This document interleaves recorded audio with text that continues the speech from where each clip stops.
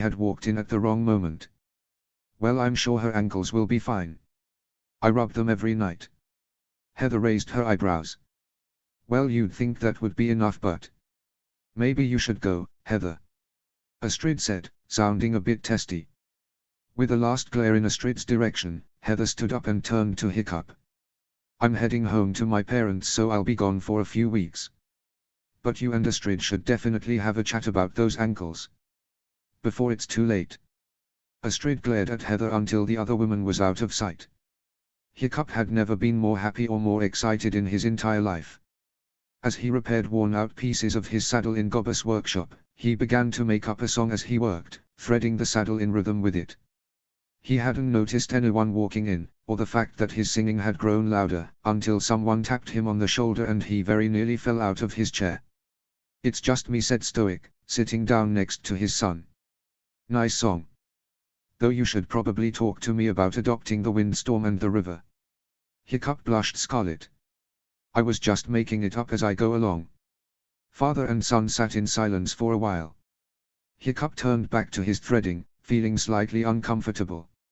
Stoic stared at him for a few minutes before speaking at last. "Not long to go now," he said, keeping his eyes on Hiccup's left ear. Hiccup nodded, and Stoic couldn't help noticing that his hand trembled slightly as he continued to work. "So what are you hoping for?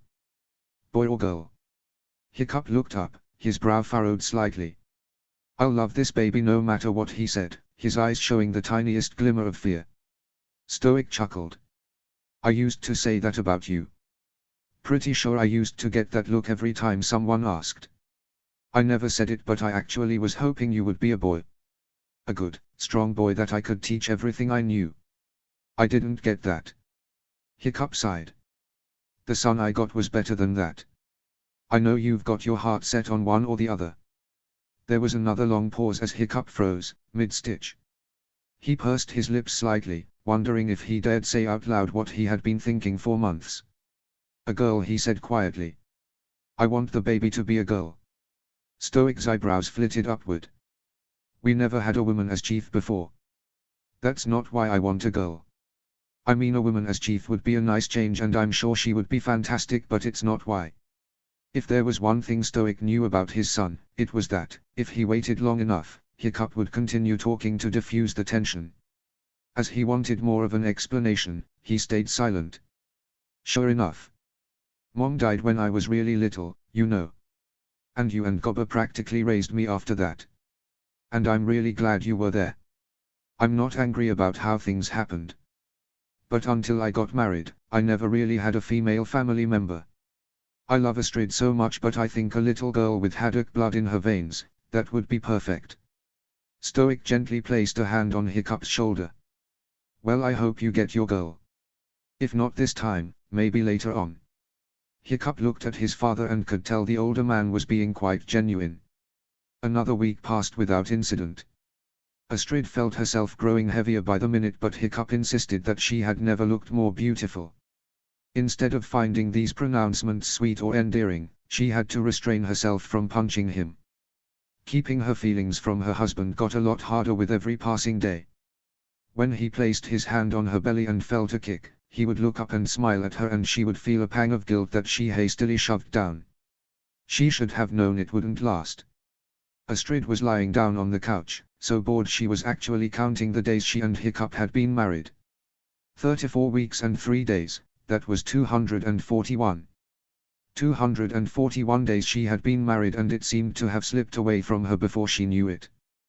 The baby kicked her, making her very glad she had used the outhouse 10 minutes before.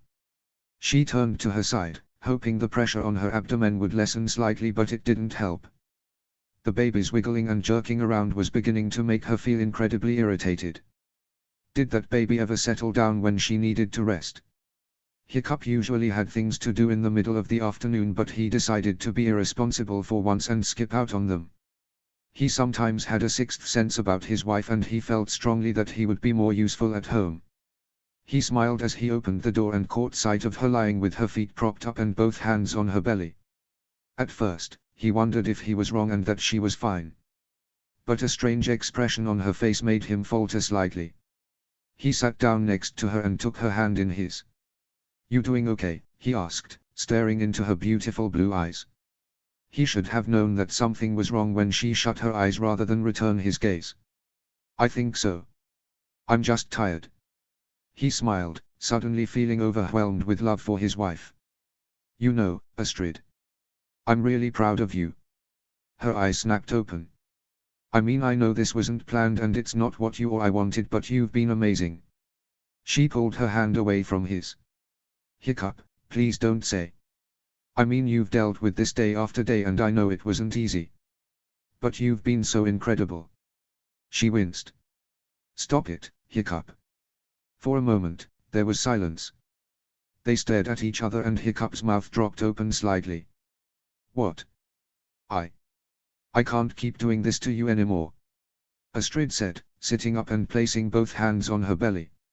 Hiccup stared at her in concern. He wasn't sure, but it was almost as if she was about to cry. "Doing what?" he asked, his voice trembling slightly. Astrid put her head in her hands, hiding her face from his. "I don't want it." "Astrid, what are you?" "This baby," Hiccup, she said, nearly clutching her face with her fingers. "I don't want this baby." Notes. You may have noticed that I like cliffhangers. Just be thankful I'm posting this long after it was finished. Chapter 13, Blow Up. Chapter text. Hiccup's heart dropped into his stomach. He felt slightly dizzy as everything went out of focus except his wife, who was still sitting there with her face hidden in her hands, small strands of hair slowly falling between her fingers. There was no way he had heard what he had just heard. No way at all. It was impossible. "Run that by me again." "I'm not sure I heard you right," he managed to choke out, begging the gods that it was just a misunderstanding. Astrid's head shot up. "What, do I have to spell it out for you?" "I don't want it." Hiccup stared at her for a second, his mouth slightly open. Then, quite suddenly, he stood up and began to pace back and forth, his hands waving about in a desperate attempt to respond to what he had just heard. "What the, why wouldn't you, how?" he stammered, trying to string a coherent sentence together. It took a few moments, but Astrid stood up and patiently waited for him to face her. "Because we're not ready, Hiccup. We're young and stupid and haven't even been married a year, and now we're going to add a baby to the mix." Hiccup looked like he had a million things to say, puckering his lips, starting a word just to stop it at the front of teeth. After a minute he finally settled on a curt, "What exactly do you want me to say?" Astrid opened her mouth, but he seemed unable to stop once he got going. "You think we can just stop this? You're going to give birth in a matter of weeks, and you're telling me now that you don't want it? We didn't have much of a choice to begin with, we should have been more careful, but if you felt this way in the beginning and said something, we could have talked about it. But no, you wait 8.5 months to come clean." She had never seen him act this way before. His hands waved about as he spoke and his face grew redder with every step he took. She was beginning to regret saying anything. But once she had started, there seemed little point in stopping. She gritted her teeth and promised herself that she would be honest no matter what Hiccup asked or how he acted. He deserved that much. "I wanted to tell you, I really did, but you were so excited," she said, following him with her eyes and dreading the look she would receive when he turned back to her. He didn't face her as he spoke. "You didn't think that maybe, just maybe, I might feel this way too? That I'm not nervous? That I don't wonder whether or not we're ready?" For some reason, this statement struck a nerve with her. "Well, you were able to put it off pretty quickly," she snapped. "Just because I'm excited doesn't mean I'm not terrified out of my wits," Hiccup retorted, finally turning to look at her. And there it was. The look that she had been expecting. Those cold, disappointed, angry green eyes staring into her, nearly cutting into her flesh with their ferocity. She trembled slightly, feeling the worst she had ever felt since she had gotten married. There was no spark of warmth in his gaze, no glimmer of forgiveness. Just rage and bitterness. It was more than she could bear. She averted her eyes, choosing to stare at her belly since she couldn't see her feet. After a long pause, she spoke up. "Why didn't you tell me?" "No," Hiccup roared, making her jump. Do not pin this on me. I wanted this baby the moment I found out it existed, but you. He paused and then suddenly smacked himself on the forehead. Wait a minute. Heather knew. That's why she was glaring at you, isn't it? He continued to stare at her. She could feel his eyes on the top of her head.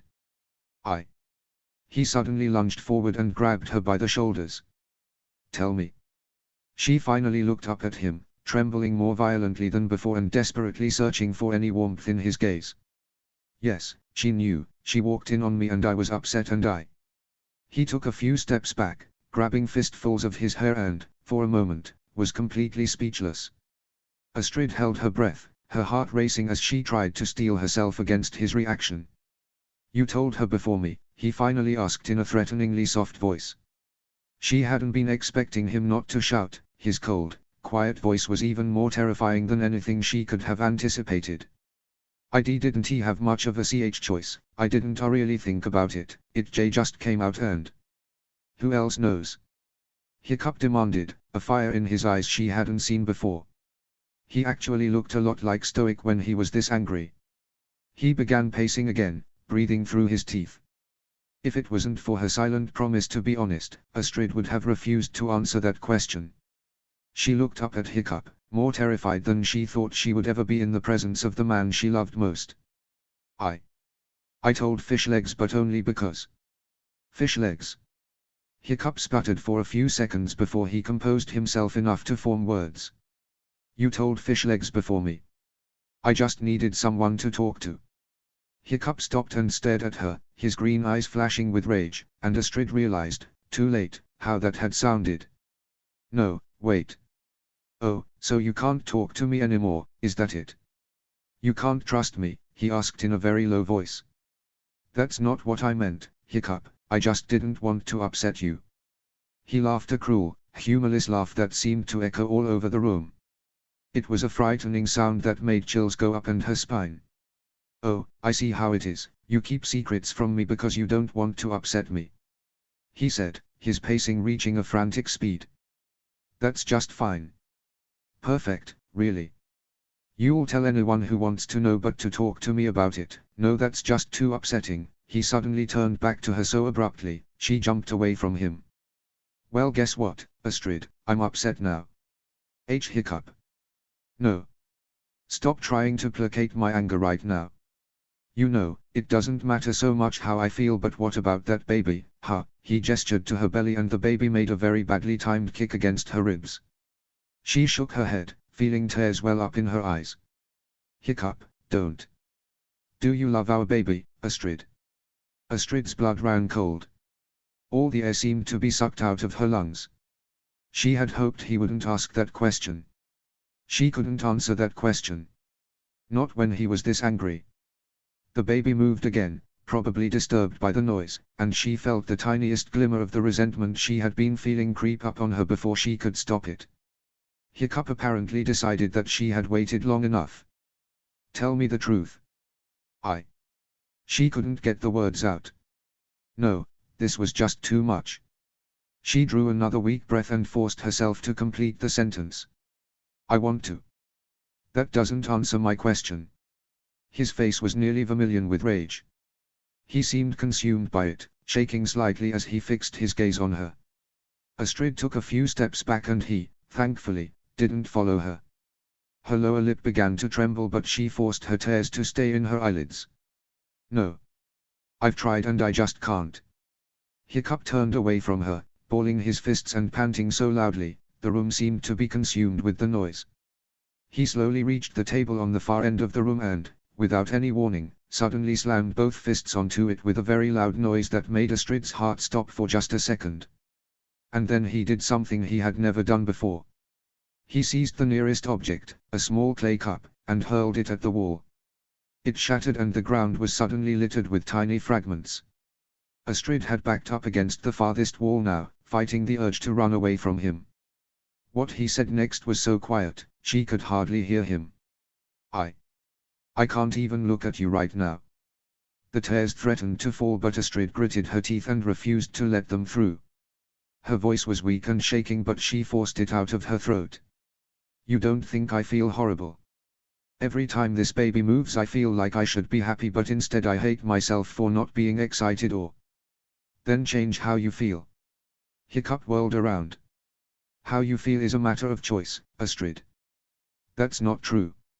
So even though I am exceptionally angry with you right now, that means I don't love you anymore. Hiccup dared. Astrid pursed her lips, knowing that wasn't true. So my comment stands. She shook her head. I can't.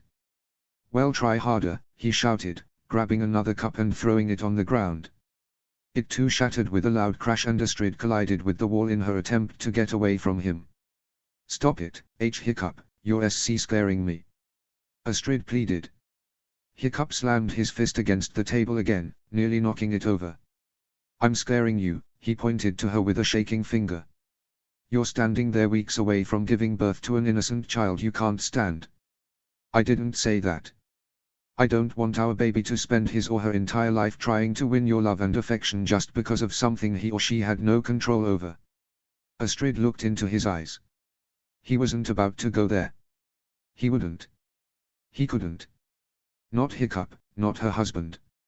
Not after everything they had gone through. Don't you go there, Hiccup. He knew about her childhood, every single nasty detail, and he never brought it up. It was one of the things she loved about him. He couldn't cross that line. Not now. Not Hiccup. You, of all people. Stop it. No, I won't stop it. Hiccup spat, his face tense and a vein in his forehead pulsing. What you're doing to that child, you know exactly how that feels, and it's disgusting what you're doing. I thought you were better than that, but I guess blood really is thicker than water. There was a long pause filled with the loudest silence either of them had ever heard. Astrid's mouth slowly dropped open, her fear melting into her own rage. After a few seconds, Hiccup's eyes widened as he realized what he had just said, but despite his efforts, he couldn't get any more words out of his mouth. He stood helpless as she slowly walked over to him, raised a hand, and, for the first time in her life, slapped him across the face. The sound reverberated off the walls, echoing in the silence. Her hand left an acute red mark on the left side of his face, which she noticed with satisfaction before turning away from him and storming out of the house without looking back. Stormfly eyed her with concern once she reached the outdoors and, quite suddenly, Astrid felt reckless. Baby or no baby, she had gone without flying long enough. She would show that son of a yak husband of hers that she could fly whenever the hell she wanted. And he had about as much power to stop her as she had to stop herself from having this baby. As she climbed onto her dragon, she felt a sharp pain in her abdomen but ignored it as she directed her dragon to fly upward. After a moment, the pain disappeared. She flew around Berk 3 or 4 times, enjoying the exhilarating taste of freedom she had been forced to avoid thanks to the idiot she married. Stormfly seemed to be enjoying the trip as well. Another pain blossomed in her abdomen, but she decided not to do anything about it, and it too passed after a few seconds. Finally, having enjoyed her rebellion, she landed on the cliff where she and Hiccup used to meet. It was far away from most people, and as long as her husband didn't decide to take a trek out there himself, she was likely to be alone. She slid off her dragon and sat down on the edge of the cliff, smiling at the realization that she was probably endangering herself even more with her feet dangling off the edge of a 30-foot drop into the rocky ocean below. She hadn't realized that she had been muttering during the entire flight and that she was still muttering to herself when she landed. Several unpleasant words escaped her lips before she heard a timid voice behind her. Astrid. She whipped her head around and found herself staring at Fishlegs, who was kneeling next to some fresh berries on a bush a few feet behind her. They looked at each other for at least a minute, neither sure of what to say. And then Fishlegs slowly straightened up and took a few steps forward. You told him. It wasn't a question. Years of friendship made Astrid a bit of an open book sometimes. She nodded as he sat down beside her and placed a hand on her shoulder. They were silent again as, quite suddenly, the weight of the argument, everything Hiccup had said and everything she had felt, came down on her. She tried to fight down her tears, but it was no use this time. It was as if they had called in reinforcements when she had been in the air and they spilled onto her cheeks. Her friend placed his arm around her shoulders and before she could stop herself, she let out a sob and crumpled onto him. I knew he would get mad, but I never thought he'd blow up like that, she wept, her tears soaking Fishleg's shirt. Fishlegs squeezed her shoulder, smiling gently down at her. I think he'll come around, Astrid. She shook her head. He said some things that make me really doubt that. You're talking about Hiccup? Fishlegs said in a soft voice.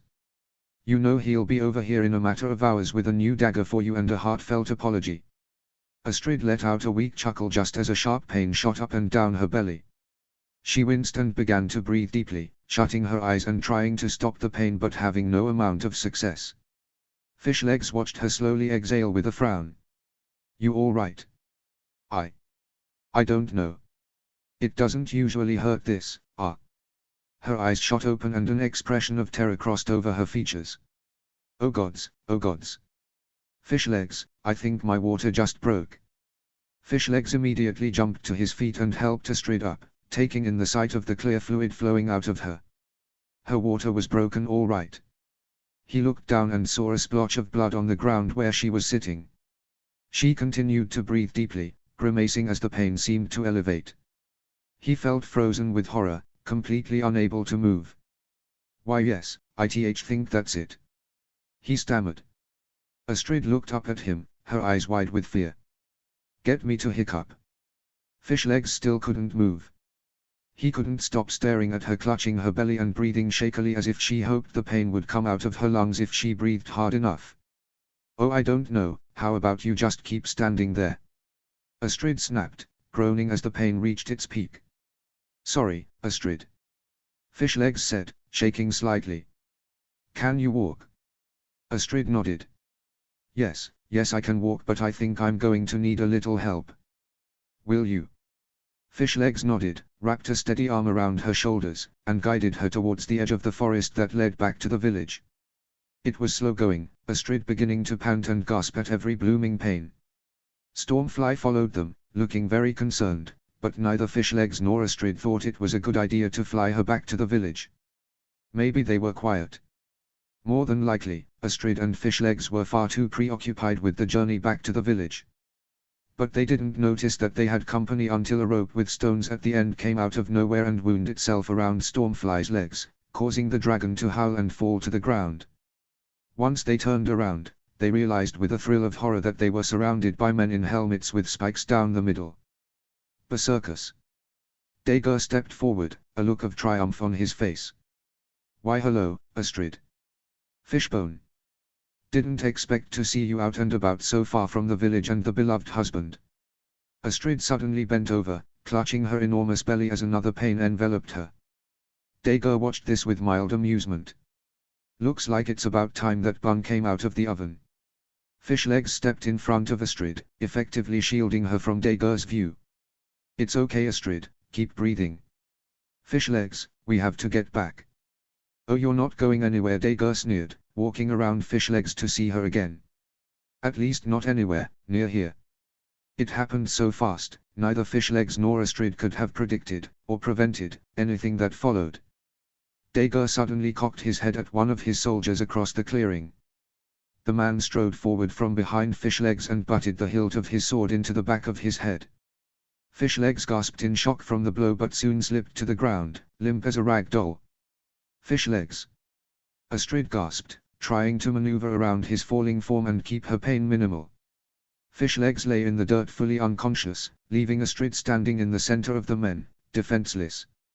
She held her arms around her belly protectively. Don't you hurt this baby. Astrid cried, trying valiantly to ignore the pain radiating up and down her midsection. Dager cackled. I wouldn't dream of it. In fact, I think it's vitally important that no harm comes to the future chief of Berk, for now. He grabbed her arm and pulled her close to him. She slammed a fist onto his chest with a force that would knock Hiccup to the ground, but he stood firm and merely smirked. Come on, beautiful, time for a little vacation. Get your filthy hands off of me. Hiccup. Astrid cried, trying to struggle against his grip on her wrist. Your precious hubby can't hear you. Not out here and not where we're going. But just in case, gag her. A soldier strode forward and forcefully wrapped a cloth around her head. She struggled as much as she could, but in her condition, she couldn't do much. The filthy rag was soon caught tightly between her teeth. She actually found it nice to bite on for her anger and her pain, but she couldn't call for help. Dager practically tossed her to a soldier, making her stumble and clutch her belly. Tie her hands too unless you want to have a broken nose. She's a feisty one. Hurry up and let's get out of here. Dager strode forward as her hands were tied behind her back. And put down a cloth. I think her water's broken and I don't want to have that cleaned off of one of our ships. What about the dragon? Asked a soldier, taking out his sword and eyeing Stormfly hungrily. Dager sighed. Don't kill it. No room for it on the ship and it'll make enough noise to bring the whole village here. Just tie it up and get going. Astrid watched helplessly as the men roughly forced Stormfly's mouth shut and tied it up.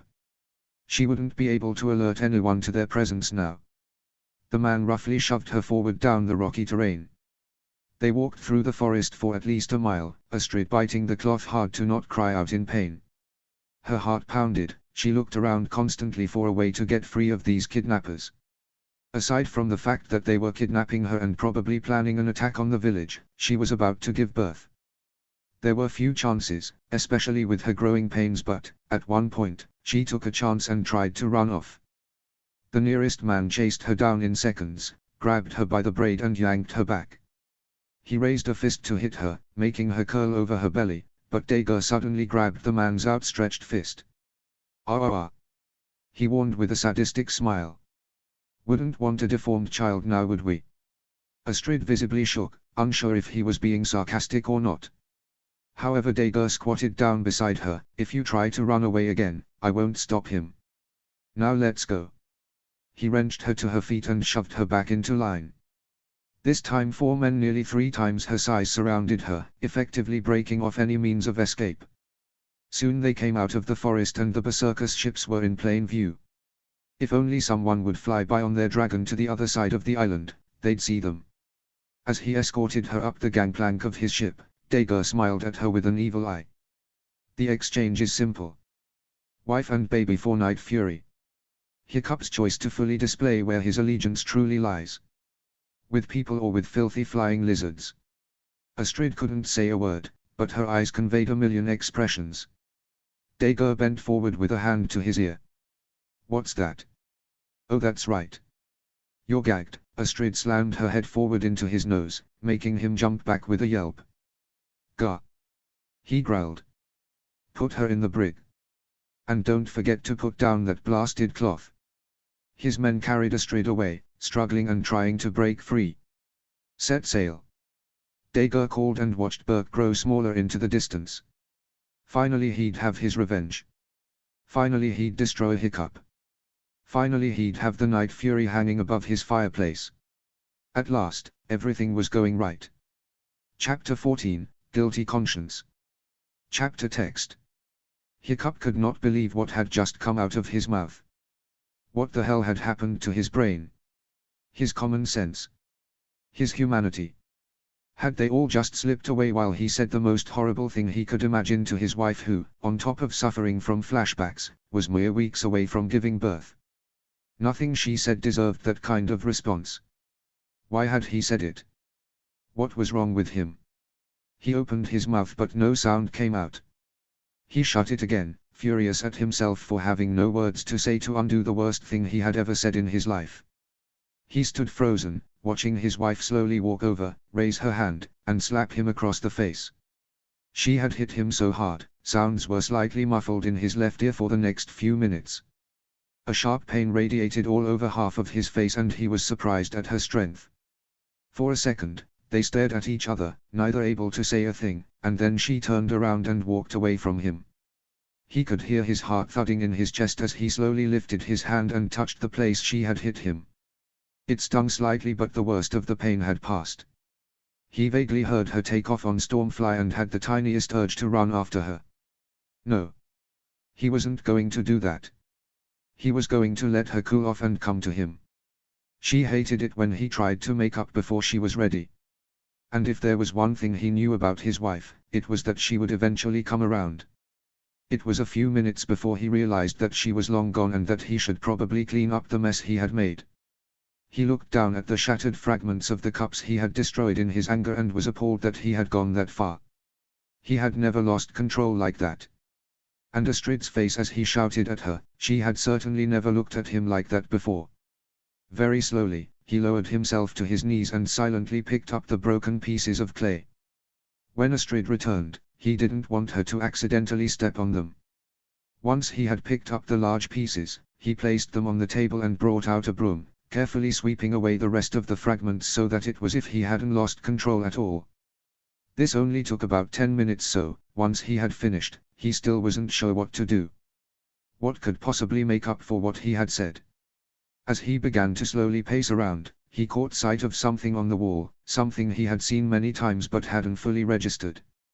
It was a horribly made dagger, lopsided and not in any way sharp. He immediately recognized it as the first one he had ever made in Gobber's workshop. And then he had presented it to Astrid when they were about 6 years old. Was that how old they were? That sounded about right. He remembered the hours he had spent trying to get the shape right and how proud he had been when he finally finished it and presented it to the girl he liked. How she had smiled when she saw it, clearly not caring that it wasn't the least bit dangerous. And she had saved it for all these years and hung it on the wall. She needed a better dagger. One he made for her that she could actually use. And that was the best thing he could think of to give her to make her feel better. He quickly walked out the door and, ignoring Toothless completely, jogged to Gobber's workshop. Gobber had his head in Hook Fang's mouth, something Hiccup thought was incredibly risky, and seemed to be cleaning the dragon's back teeth. As he crafted the dagger, he felt like he was pounding his own words into oblivion. He hated himself for what he had said to his wife. He desperately hoped that she would come home that night so he could beg for her forgiveness. He wouldn't put it past her to spend another night with Rough Nut and Tough Nut. This thought didn't comfort him at all. When he finally finished the dagger, it was the most perfect thing he had ever made. Perhaps it was his anger that gave him the ability to craft such a fine weapon. Maybe it was his guilt. Either way, Astrid would love it. And, just because he was still feeling guilty, he decided to carve her name into the hilt. It took hours but it was perfect. Hopefully she would appreciate it and, if he was lucky, her anger at him would melt away. And then they could have a long talk about what to do about their baby.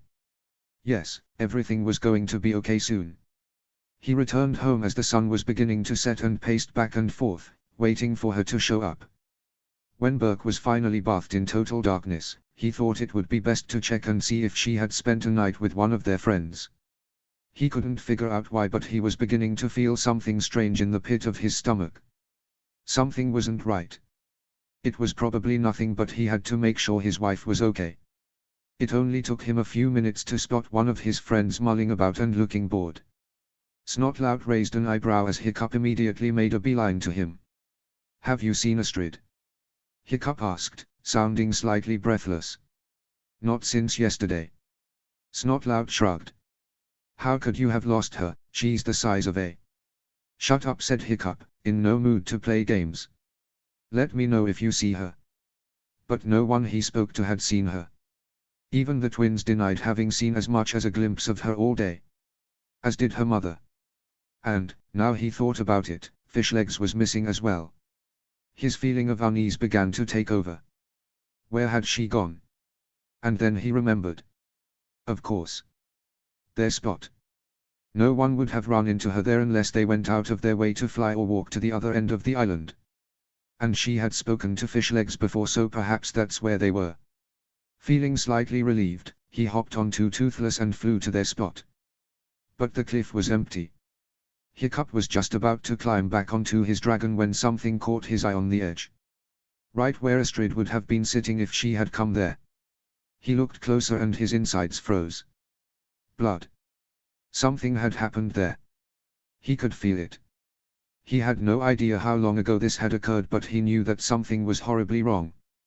On a whim, he decided to walk back to the village with Toothless at his side, thinking that perhaps Astrid had ridden Stormfly back and that he could find her in the woods.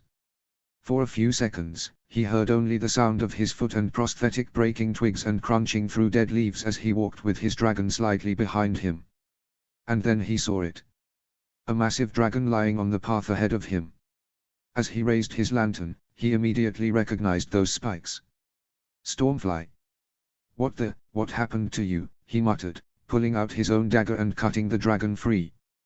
The deadly Nada began to screech at him, almost as if she was trying to tell him something. Toothless began to squawk in response and the Night Fury looked panicked a moment later. What is it, girl? Where's Astrid? Hiccup asked, his legs beginning to tremble slightly. Oh my head. For a split second, Hiccup hoped that the voice had come from his wife, but the lower register came as a disappointment. But at least he had managed to find Fishlegs. Are you okay? Hiccup asked as he held the lantern over Fishlegs' slowly stirring form. Don't know, maybe. I think so. Fishlegs said, groaning and slowly standing up. For a moment, the two young men silently stared at each other. Fishlegs looked as if he had been knocked out. Probably by the people who had tied up Stormfly. Suddenly, the blonde Viking's eyes widened as he remembered what had just happened. Hiccup, he shouted. Oh gods, Hiccup, Astrid. Hiccup's heart felt as though it had dropped through his stomach. So something had happened to her. What is it? He asked, grabbing the man's shoulders. What happened? We were walking and they came out of nowhere. Knocked me out and I think they took her. Fishlegs said, breathing heavily. Who took her? Fishlegs, tell me who took her. Fishlegs took a gulp of air before replying. The Berserkers. Dago was here and he, oh gods, it's dark, it must have been hours ago. He took her. Hiccup let go of Fishlegs' shoulders and ran his fingers through his hair. Well, we've got to get back to the village, we don't have much. That's not all. Hiccup, her water broke. Absolute silence. Hiccup's heart had settled somewhere in his throat now. Not now. Not now. We gotta get to my dad, he said in a shaky whisper. With that, he turned and sprinted toward the village as fast as he could run, Fishlegs and Toothless chasing after him. In his panic, he had completely forgotten he had a dragon at all. Hiccup hurtled through the trees, branches slapping face. One in particular probably cut his cheek, but he didn't stop, nor did he feel it. It briefly registered to him that he was running so much faster than usual on his prosthetic, but he figured that adrenaline was making everything on the ground easier to see. He finally reached the village, but didn't stop. He bolted to the square, running past people and nearly plowing Edgar over. Thankfully the boy managed to see him coming and jumped back. Gobber didn't fare so well, however. Hiccup ran smack into the man's side, knocking him off his feet and sending them both flying. Gah! Hiccup! Gobber started shouting, but he stopped when he saw Hiccup panting, slick with sweat and practically hyperventilating. Hiccup, what's? Where's my dad? He interrupted, eyes wide. By now a crowd had gathered around them, curious of what was going on. Gobber smiled lightly. Now if this is about Astrid and the baby. Hiccup suddenly grabbed him by the shirt. Gobber, where is my dad? Hiccup. Hiccup whipped around and saw Stoic shoving his way through the crowd. Dad. Dad, he shouted at the top of his lungs, feeling like his voice was tearing at his throat. Berserkers. Astrid, the baby. Stoic put his hands on his shoulders and tried to calm him down. Son, slow down. Take a deep breath. Hiccup shook his head vehemently, but tried to slow his breathing and focus his vision on something or someone. By this time Fishlegs had caught up. Chief, we don't have time to slow down. The Berserkers kidnapped Astrid hours ago. She's in labor, we don't have time at all, we need to get a plan and save her. I rate our chances of saving her at. Hiccup finally had caught his breath and nearly lashed out at him. Don't you dare finish that sentence. The lives of my wife and unborn child are not to be chalked up to some statistic. Stoic laid a hand on Hiccup's shoulder. Easy. He warned. He then turned to the rest of the villagers. Everyone, to the Great Hall for an emergency meeting. We have to make preparations. He took a few steps forward but noticed that Hiccup didn't follow. The young man was pale and looked as if he had just seen a ghost. Son. Hiccup shook his head, running his fingers through his hair. It's my fault. Don't be ridiculous, it's a natural. We got into an argument. Astrid and me. And she stormed out and I didn't follow her and now she's gone and probably in pain and it's my fault, Dad. Hiccup forced back the tears that threatened to fall from his eyes. What I did, what I said, I scared her, maybe that's why. Stoic roughly grabbed his son's shoulders, startling the young man. That may very well be true but now she needs you more than she's ever needed anyone and, so help me Thor, you will be there for her. How long until she has the baby? Hiccup asked in a weak, slightly hoarse voice. No way to know for sure. But we can't worry about that now. We need to put together a plan and we're going to have to risk not getting there before the baby comes. He shook his son's shoulders again. Hiccup, listen to me, you have got to focus on saving Astrid. Put aside your feelings for now. She needs you, son. Hiccup looked up at his father and nodded once. The two men walked to the great hall in silence as most of the village poured into it. Hiccup sat down next to his friends and felt a slight ache at Astrid's absence. He certainly wouldn't have let her embark on this mission if they were rescuing someone else but now that she was the one who needed saving, her absence stuck out and everyone saw it. It seemed to give the hooligans a renewed resolve to get her back and save the baby. Stoic stood up in front of the tribe, causing an instant silence to fall over the crowd. As he explained what had transpired, for anyone who hadn't been present for Hiccup and Fishleg's outburst, there were several gasps. Astrid's mother looked like she was on the verge of tears. We'll have to be careful, said Stoic, peering around the hall at his fellow tribesmen. Obviously Dager wants a war with this move. Oh, trust me. Hiccup muttered darkly. He'll get one. Astrid was surprised that he had considered it at all, but in the end he had one of his men carry her to a holding cell. That was the most hospitality she'd gotten from them since she was kidnapped.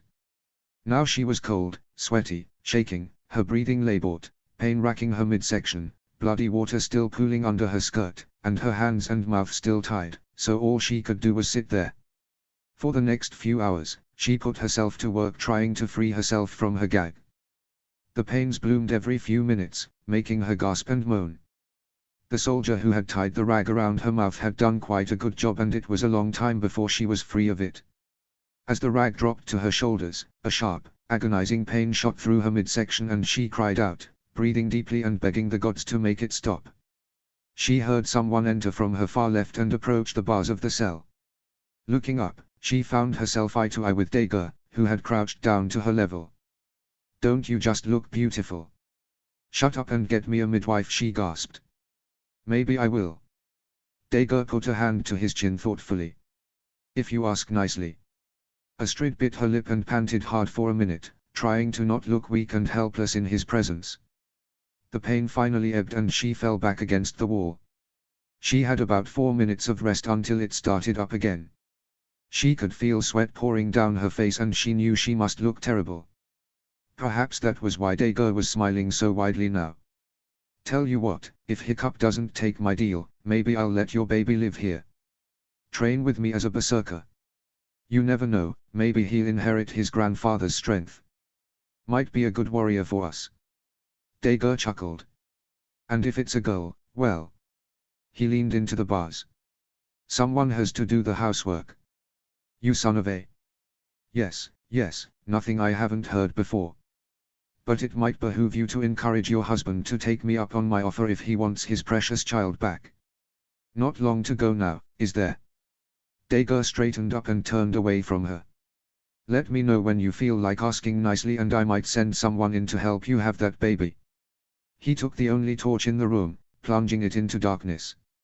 Astrid felt another pain shoot through her belly and, before she could stop herself, she screamed both in agony and in rage.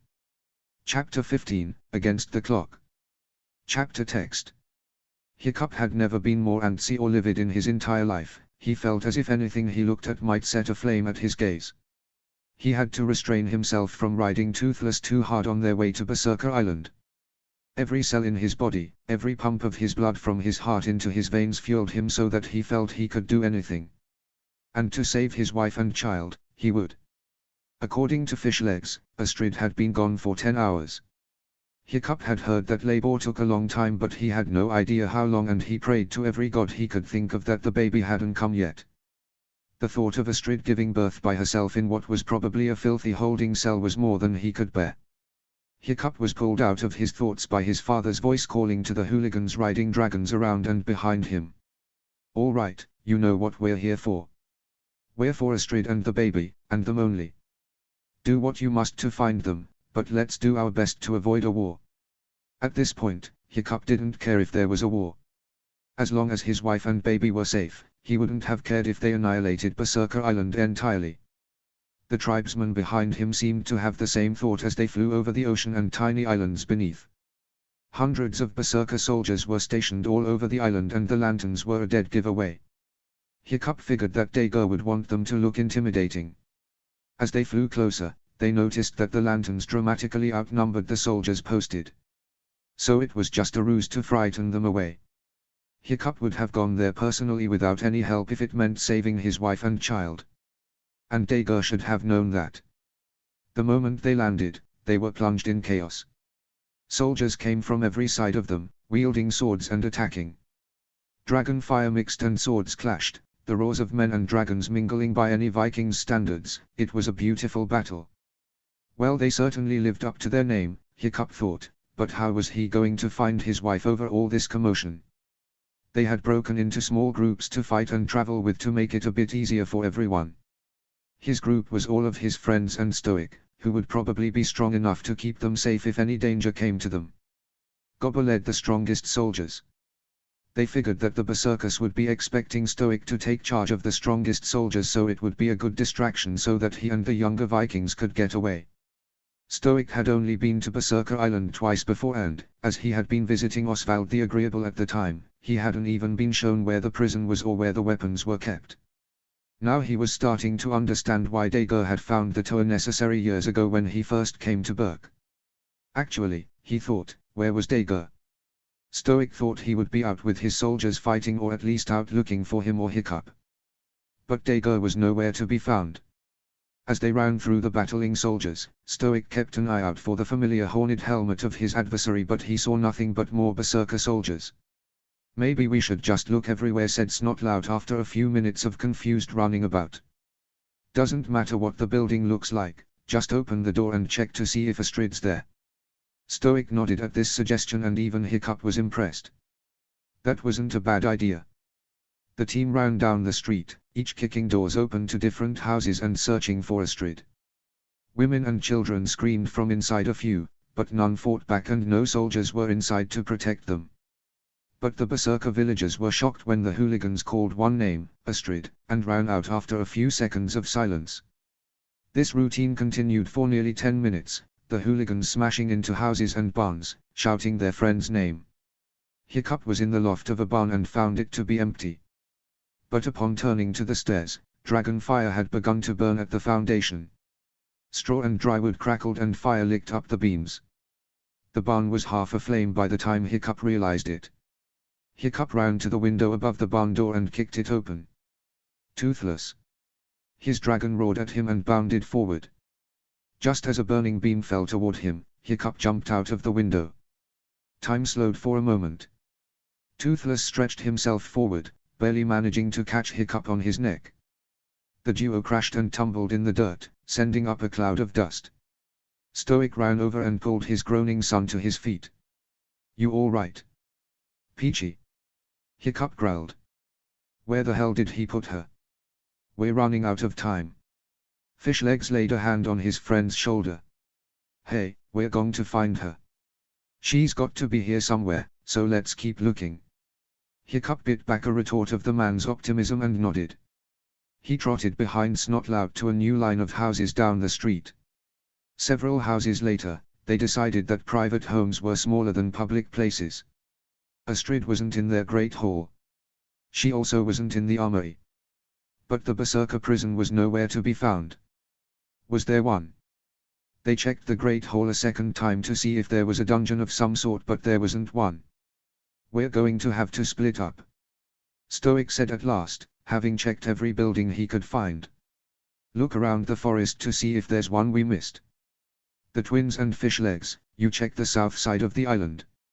Hiccup, Snotlout and I will go north. We'll send a plasma blast into the air if we need you to come, and you fire into the air if you need us to come. There was no protest. Several buildings were ignited in the battle by the dragons, and the smoke was very disorienting.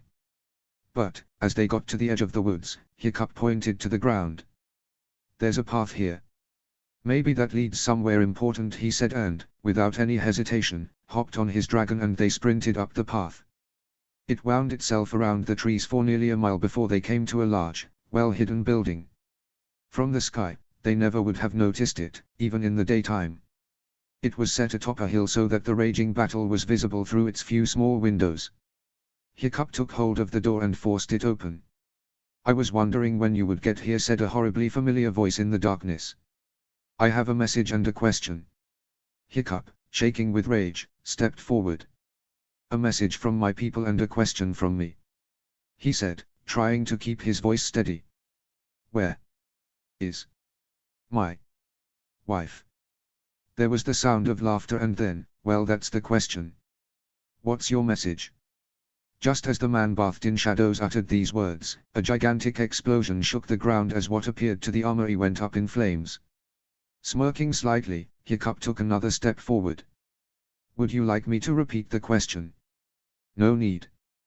Dager the deranged stepped forward, gripping Astrid with one hand while using the other to keep a knife on her throat. "Looks like I found her." For a moment, Hiccup stood there, sword in hand, dragon at his side, and too frightened to move. Stoic and Snotlout, standing just behind them with their own dragons, also faltered. Hiccup leaned to Toothless. "Light the torches, bud," he said, and Toothless immediately complied, sending a plasma blast at all the unlit torches in the room. He almost wished he had left the room dark. Astrid was pale and panting, completely sagging in Dager's arms so that he had to hold her up. His eyes flitted to the cell next to them and was horrified to see bloodstains all over it. He turned back to Dager, who was holding the knife so close to Astrid's throat, he could see it cutting into her skin. Don't hurt her," he said, shakily dropping his sword. "Please don't hurt her. Take me instead." "No." Astrid rasped. "Oh, I'm barely doing anything. Your kid is doing all my work for me." Dager let out an insane cackle. "Thanks for that, Hiccup, you saved me the trouble of torturing her myself. Please Dager, let her go and take me." Hiccup pleaded, unable to take his eyes off of his wife. "Oh, this is just too good." Dager guffawed. "But it's not you I want. It's that dragon. Toothless." Toothless made a strange gurgling noise at the sound of his name. Dager's face split into a horrible smile at the panicked look on both dragon and trainer's faces. Stoic placed a hand on Hiccup's shoulder. "You know that's not going to happen, Dager." Dager lowered the knife, away from Astrid's neck and faced it towards her belly. "No." Astrid and Hiccup both screamed, Stoic and Snotlout yanking Hiccup back. "Dager, don't!" Stoic shouted, halting any action the man might have taken. "And why shouldn't I?" Dager's eyes glinted maliciously. "Your choice. Family or dragon?" "They're all my family, you can't have any of them." Hiccup growled. "Take me." Hiccup, no. But Hiccup couldn't think straight, not now that he could see beads of blood on the knife forming. If Dager pressed the knife any closer, his baby would surely be killed. Astrid began to try to free her hands, hoping that she could deliver a punch hard enough to send Dager backward. Her persistent struggling with her bonds had loosened them a bit. If she could just wiggle her hands out, maybe she could get away. "Dager, listen, you can have me. Kill me, torture me, do whatever you want, but please don't hurt Astrid or our baby." Hiccup begged. "You know the terms of our trade. Time's running out, Hiccup. Make a decision." Dager felt the baby move under his arm and his grin widened. "Your baby feels like he's going to be a fighter. Wouldn't want to miss out on that, would you?" "No, we really don't," said Astrid, a tiny smirk on her face as she finally extricated her hands from her bonds. For the last minute, she had been feeling for the dagger that he always kept strapped to his leg. Once her hands were free, she grabbed it by the hilt and immediately thrust it into the Berserker's chief's upper leg, causing him to howl in pain and fall onto his side, bringing her down with him. For one horrible moment, she feared that the impact had killed her baby, but a moment later, she felt a tiny kick and was relieved that the baby was still alive. Hiccup beamed at his wife, a new kind of pride in her surging through his chest. He quickly kicked away the knife, which had been dropped in the confusion, and waited for her to slide off of the berserker so that he could get a good shot at him. "That's my Astrid," he said, leaping forward and pinning Dager to the ground. "And this is me." Before Dager could react, Hiccup's fist collided with his face, knocking out several teeth in the process. Dager howled in pain again, blood pouring out of his mouth and covering Hiccup's hand. "I told you that's what would happen for laying a hand on my wife. Next time it's your nose." Hiccup shouted, raising his fist again. Stoic grabbed Hiccup's fist before it could collide with Dager one more time. "You got him, son," he said, motioning for Snotlout to take off Dager's helmet so that he could kick the chief of the berserkers on the head to knock him out. "He should suffer for what he—" Hiccup shouted, but a cry interrupted him. Astrid was lying against the wall, screaming and clutching her belly. "Get me a midwife now," she wailed, her face contorted as the agonizing pain ripped through her insides. "No!" Hiccup shouted, bounding over to his wife. "You're not having this baby here." "Hiccup, I can't." "No, Astrid." He held her chilled, sweaty face in his hands. "We'll figure something out. Anywhere but here. Not this place." Astrid took a slow, deep breath and nodded. "All right, let's go then." Hiccup placed his arms beneath her and tried to pick her up. He couldn't even get her off the ground. Stoic stepped forward and roughly pushed him aside, gently picking up the young woman and carrying her out of the prison. Hiccup and Snotlout followed, and, once they were outside, Toothless sent a plasma blast into the air. Stoic carefully placed Astrid on Toothless' back. Hiccup mounted Toothless behind her and placed his arms around her. At that moment, the twins and fish legs came flying in. Upon seeing Astrid, thankfully still pregnant, they looked relieved. "I'll take care of this mess, Hiccup." Stoic placed his hands on his son's shoulders. "Keep an eye out for land. You'll be lucky if you make it halfway home." "How do you know?" Astrid gasped, her face paling even more. Stoic placed a hand on her shoulder and firmly replied, "I just know." He patted her shoulder a few times. "You're going to be fine." And with that, the dragons took off, leaving Berserker Island for what was, hopefully, the last time. Astrid cried out as another pain took over and Hiccup tightened his hold around her. The question was no longer how long it would take to get back to Berk. Now it was how far away from Berserker Island they could get before the youngest haddock came into the world. And, Hiccup thought as Astrid clutched her belly and panted heavily, there wasn't much time left. Chapter 16, Emergency Landing. Notes. See the end of the chapter for notes. Chapter text. The sun was beginning to come up over the horizon, casting a strange reddish glow on the ocean beneath them. Hiccup couldn't believe he and the others had been awake all night. The whole ordeal from finding out Astrid had been captured to where he was now, riding on Toothless' back with her in his arms, seemed to have lasted seconds. And perhaps it was adrenaline, but he didn't feel the least bit tired. If only the same could be said about his wife. As Astrid, who had refused to straddle Toothless, leaned against him, he could feel the sweat on her face soaking through his clothing, and her cries of pain were quieter and more breathless. Hiccup had to hold her rather tightly to make sure she wouldn't be blown off the dragon midair, but he couldn't help stealing glances at her paling face and praying to the gods that she and their baby would be okay.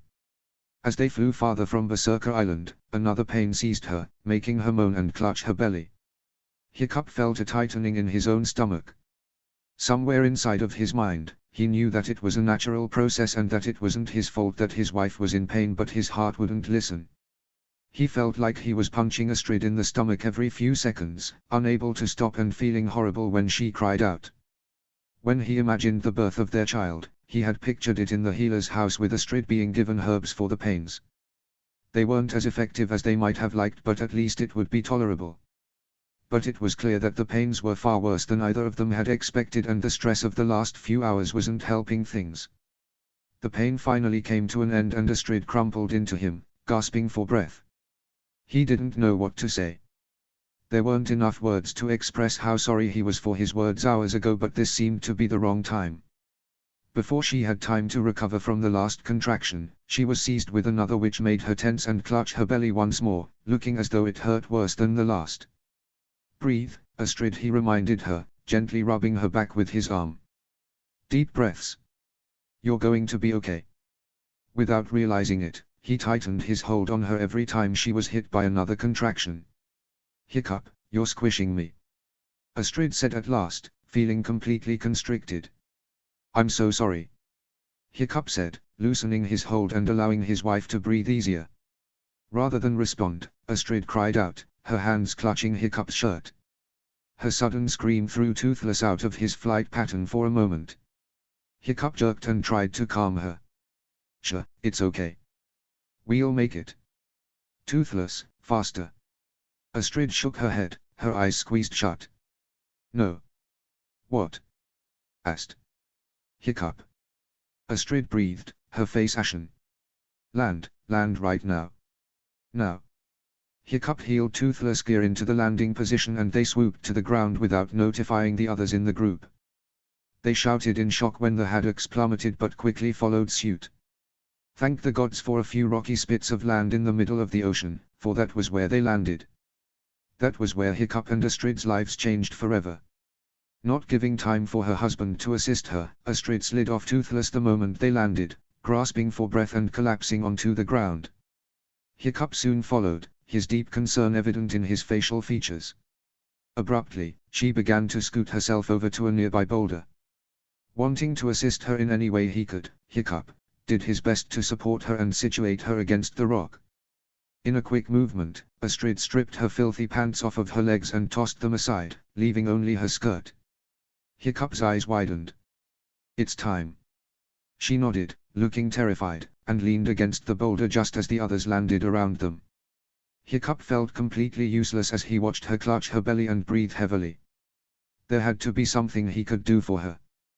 The answer came seconds later. He leaned forward and placed a hand on her back. "Sit up," he whispered. "Hiccup. Trust me, Astrid, just for a second." She complied and he squeezed in behind her, sitting between her and the boulder so she would be comfortable. She smiled as she remembered that this was one of the many things she loved most about him, his selflessness. She leaned down on his chest and was surprised to find herself nice and warm in his arms. In fact, if it wasn't for the agonizing pain shooting through her body, not to mention the racket his racing heart was making, she might have been able to fall asleep. "Ruff!" Hiccup called. The young woman ran over and he asked, "You said you have delivered a baby before?" "Well, yeah, but that was like a year ago and it was the 5th kid in the family, so the mom was telling me what to. Spare us the details. You're delivering ours." "But I don't know what I'm supposed to." "It's you or one of those guys." Hiccup irritably gestured to Tough Nut, Snotlout, and Fish Legs. Rough Nut looked over at the three men. Both Fish Legs and Snotlout were shaking their heads profusely, their eyes fixed on a spot over her right shoulder. Tough Nut stepped up. "Well, I could." "Okay, I'll do it," she hastily interrupted. Rather than run over to Astrid, Rough Nut made a beeline to the water. "Ah. Astrid's that way," Tough Nut said, pointing to her and looking very confused. "Where are you going?" "I'm sanitizing my hands, idiot," Rough Nut shouted back. As Rough Nut washed her hands in the ocean, no one thought it would do any good, but it was better than nothing. Astrid clutched Hiccup's wrist. "This is too soon," she gasped. "I can't do this, I can't have this baby, I'm not ready yet." Hiccup gently kissed her left temple. "I'm not either. But I know you can do this. I should have been honest with you, we could have talked about it." A few tears slipped out of Astrid's eyes as she shakily breathed, her pains increasing every second. "I know. But right now we have to focus on the baby, okay? Don't think about anything else." Hiccup whispered, his breath feeling very warm on her cold face. "When this is over with, we are going to talk about it because you are going to be fine. Do you hear me?" He sounded like he was trying to convince himself of what he was saying, which was not at all comforting to his wife. Astrid nodded, her grip on Hiccup's wrist tightening. "I'm so scared." "Me too." Hiccup kissed her on the temple again, his heart pounding so hard he could barely hear himself think. I'm here, Astrid, and I'm not going anywhere. Several more tears slipped out of Astrid's eyes as the pains shot through her abdomen. Just hold me. Hiccup slipped his left arm out of her grip and entwined his fingers with hers, placing his other arm around her. Always. Rough Nut had finally finished washing her hands. She rushed over and bent down in front of Astrid. Cool, I can see its head, she shouted, getting on her knees. Astrid, breathe. Snotlout, I need some cloth and fish, I need hot water. The two men stood there with mouths gaping. Snotlout looked paler and paler by the second. Did you not hear me? Move. Rough Nut roared. We don't have time for lollygagging. The two men shuffled to get what was needed. As soon as he handed Rough Nut the cloth, Snotlout tried to walk away, but he was only able to advance 2 steps before falling on the ground in a dead faint. Tough Nut dragged him away from Hiccup and Astrid, looking irritated. Hiccup watched Astrid take deep breaths, her eyes shut and her head on his shoulder.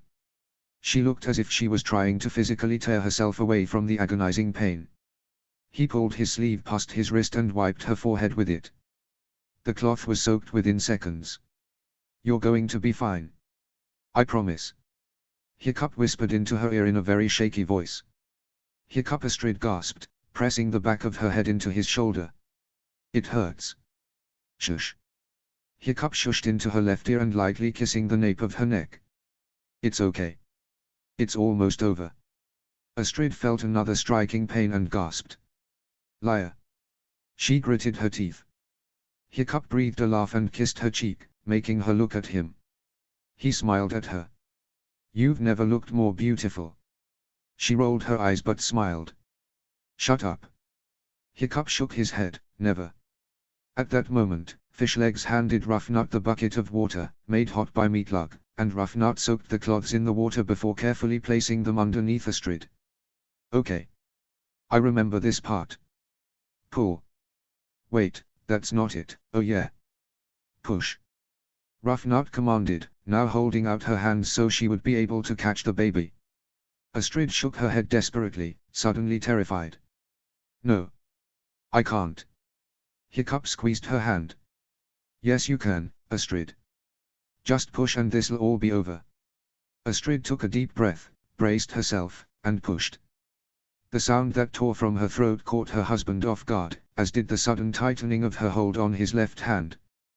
But he didn't say a word as Rough Nut encouraged her, that's it. Keep pushing.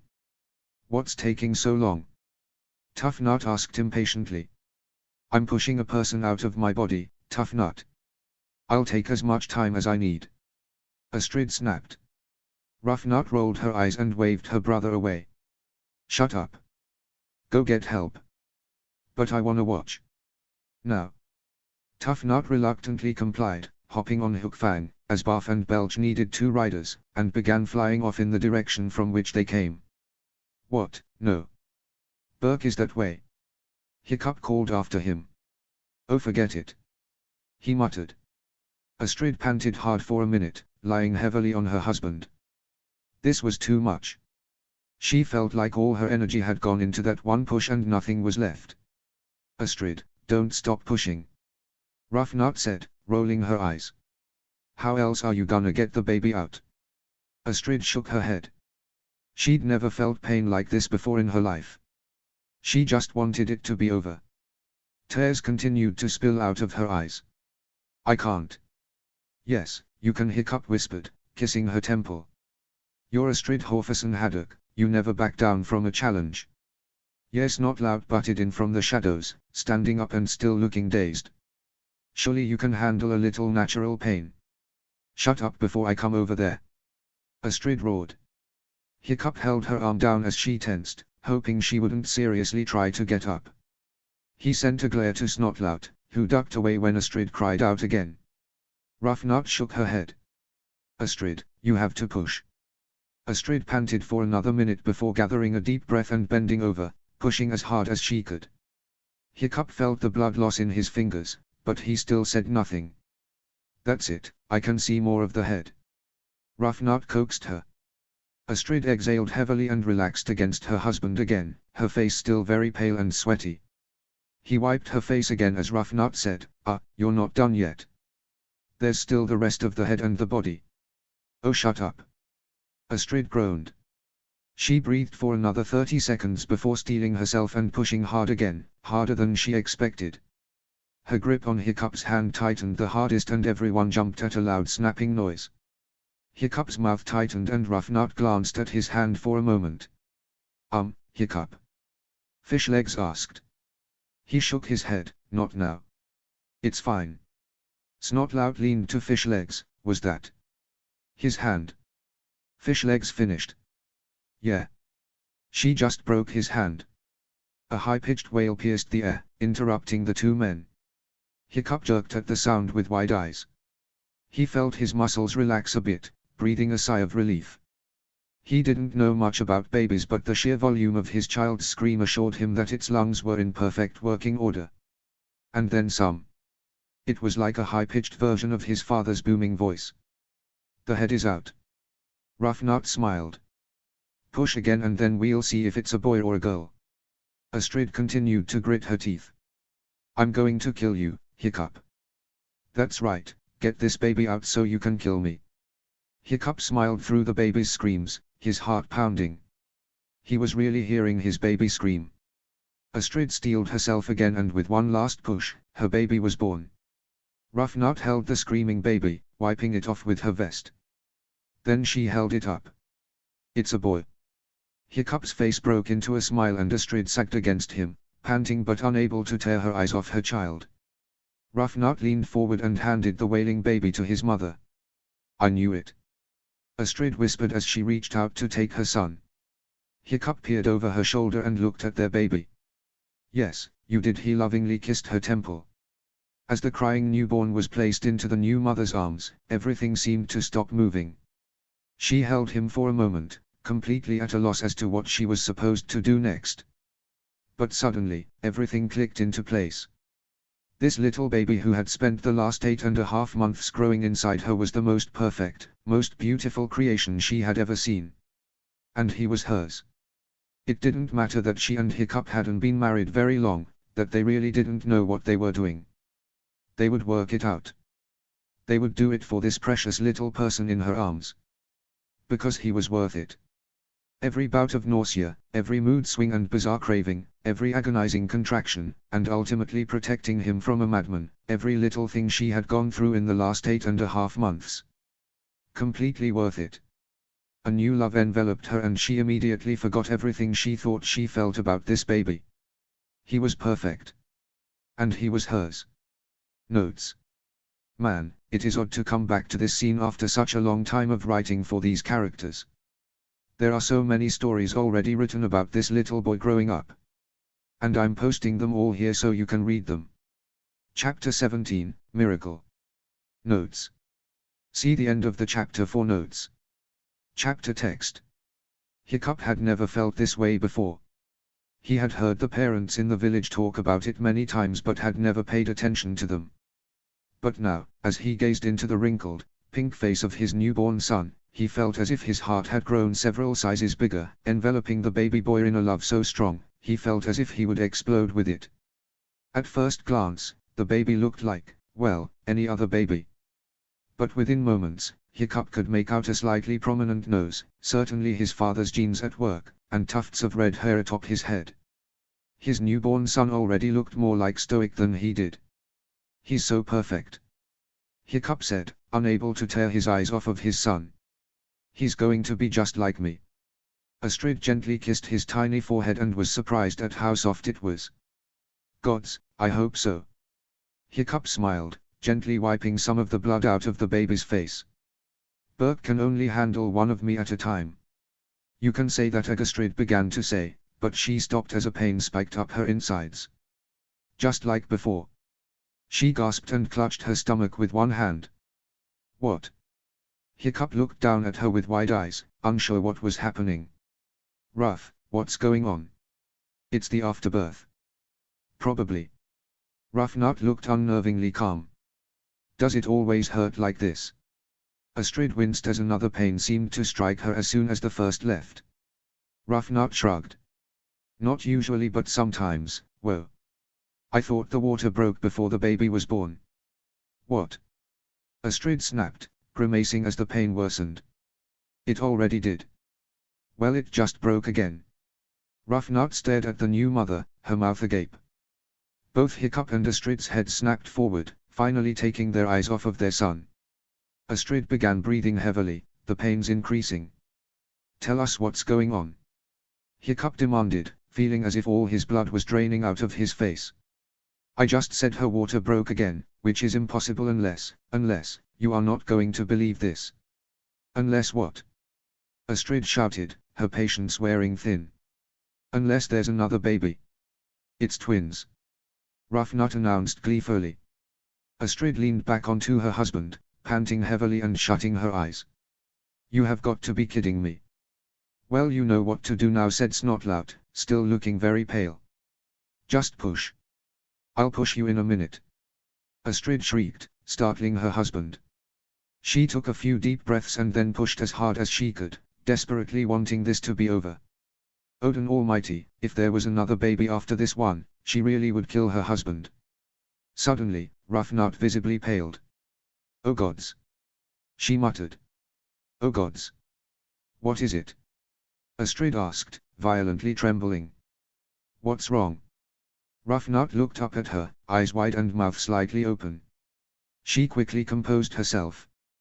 The baby's upside down, Astrid, listen to me. Rufnut leaned forward, giving Astrid a very hard stare. You have to get this baby out now. Do you? Hiccup tried to form words.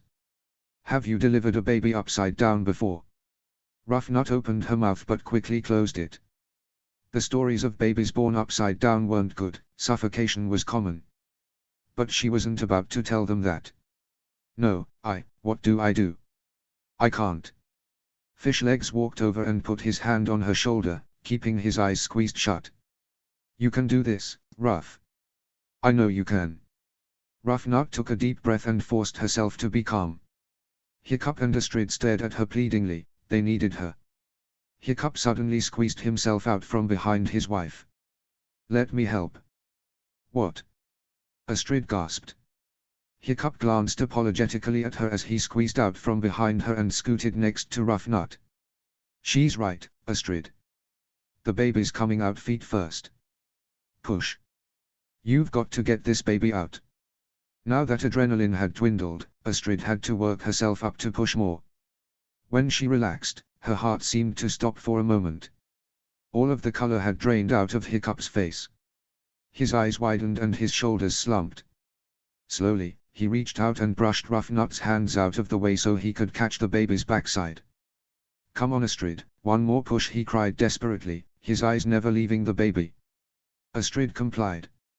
Subconsciously she gripped her son tighter. Her thoughts were blurred and her heart was torn. There could be no question about the gender of their second baby by reading Hiccup's body language, and it scared her even more. He wanted his little girl so badly, but now her life, before it even began, was in jeopardy. And yet, she got to hold her perfectly healthy baby boy. When she relaxed, she watched as her husband lifted their daughter and immediately cradled her close to his chest. His glossy eyes never left her face and his breathing was shaky, almost like he was fighting down tears. She's not breathing, he whimpered so quietly Astrid almost didn't hear him. The baby girl was pink like her brother, but she made no movements, gave them no indication that she was alive. Hiccup held her as gently as he could, hoping against hope that by rocking her, by pouring every ounce of love he had for her into her tiny body, she would wake up. Come on, little girl, you can do this. Come on, breathe. Daddy needs you to scream at me like your big brother. Come on. He wiped her little face with his sleeve, being meticulous around her nose, and fought down the horrible thoughts brewing in the recesses of his mind. The baby didn't respond, she continued to lie in his arms, her skin slowly paling. Hiccup felt strangled inside. He didn't know what to do, what to say, he couldn't even look at his wife, or anything, but his little girl's unmoving face. He held her closer to his body, gently rocking her back and forth. Come on, breathe. He whispered. Daddy needs you to breathe, come on. Astrid peeled her eyes away from her husband and toward the other end of their rocky strip, watching as a few dragons landed. Stoic the Vast hopped off of Tornado and Tough Nut soon followed, returning Hook Fang to his human. The hooligan chief looked over at his daughter-in-law and was delighted to see his squirming grandson in her arms. He looked up to congratulate his son but stopped in shock at Hiccup holding a silent child. His jaw tightened and he dipped his head, not saying a word. He couldn't bear to watch his son lose a child, primarily the girl Hiccup had so wanted. His memory recalled the panic and utter devastation he felt when he thought Hiccup had died after defeating the Red Death. For Hiccup to endure that pain himself, it wasn't right. Especially after everything they had gone through. Hiccup stared into his daughter's face, begging the gods for her to live. Suddenly, he remembered holding the other woman in his life, begging the gods for the same thing. Feeling a surge of hope, he began to squeeze his daughter's stomach.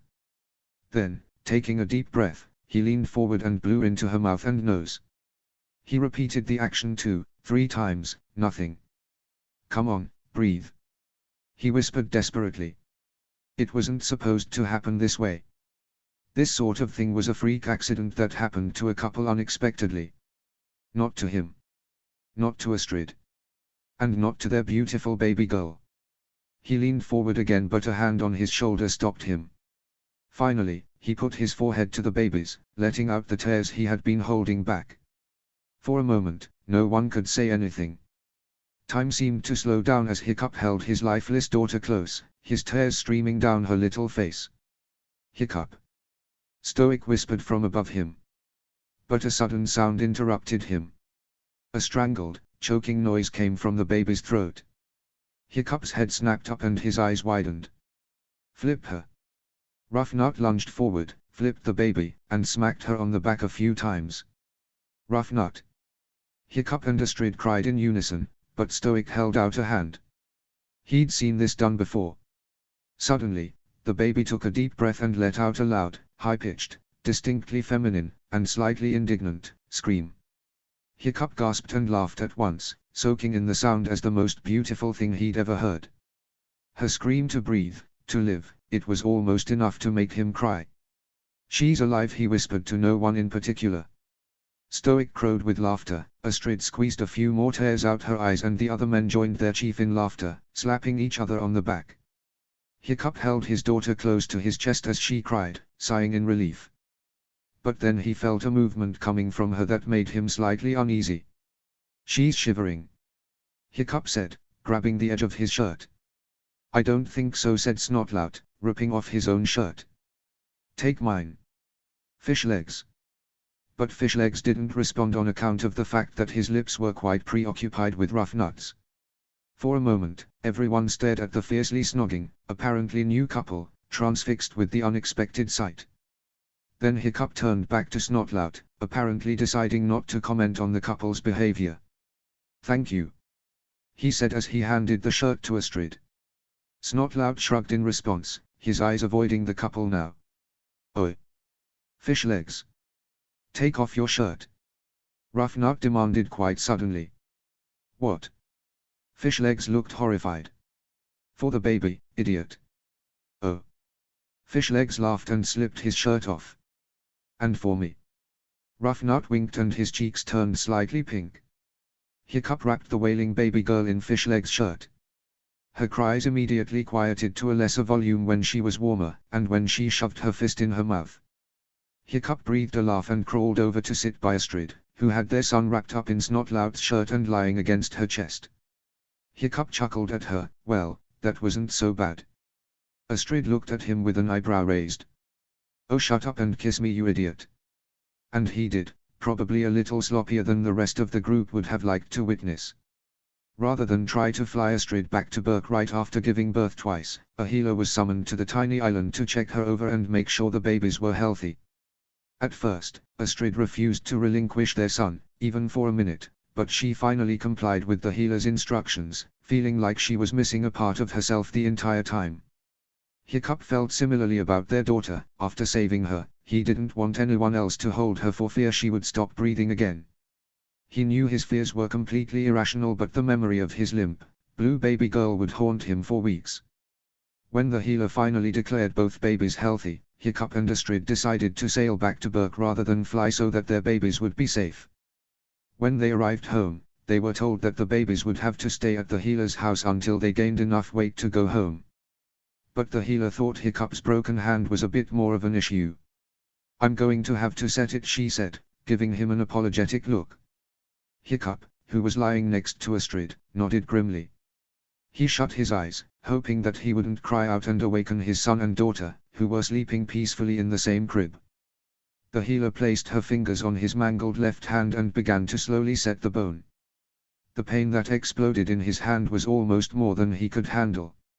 He gritted his teeth and forced himself to stay quiet for the sake of his children, but, at the same time, he was beginning to appreciate his wife a lot more. "If this is anything like what you went through this morning, I am really sorry," he gasped as the healer finally finished setting his hand. "Oh, Hiccup." Astrid smiled and patted his shoulder. "It was so much worse than that." "Well, you're next, honey. Fortunately, I don't have as much to do for you unless there's a complication. And you seem to be okay so far." The healer smiled as she finished bandaging Hiccup's hand and headed over to Astrid. After a few minutes, the healer suddenly gasped and then let out an odd sort of groan.